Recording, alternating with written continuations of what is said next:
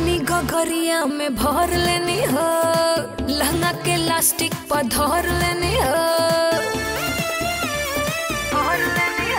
अरे पानी गगरिया में भर लेनी हो, लहंगा के लास्टिक पर धर लेनी हो।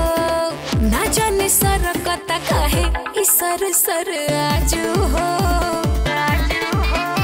लचकता पूरा आजू बाजू हो।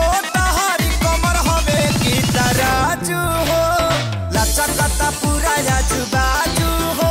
तहारी कमर हवे की तराजू हो।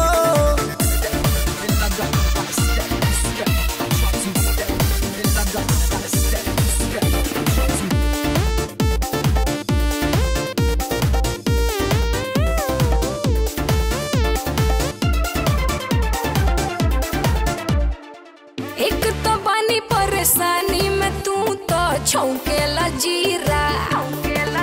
हाय हमरे कमरिया के लचक पे तो के काटेला कीरा। मन मरदे के हवे भटक जाला हो, निमन चीज हवे पर नजर अटक जाला हो। झूठो न लार टपकावा नहाई हम काजू हो, लचकता पूरा आजू बाजू हो।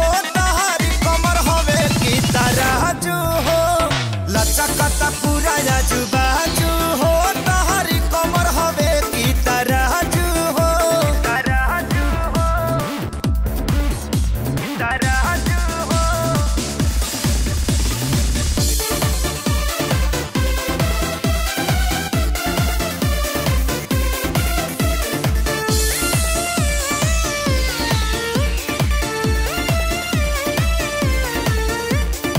दिने में ढेर जैसा तही बतराते देखा देब अंगूठा। हाँ बहरी सुता देब तो फेर में करवट दुखा जाई पूठा।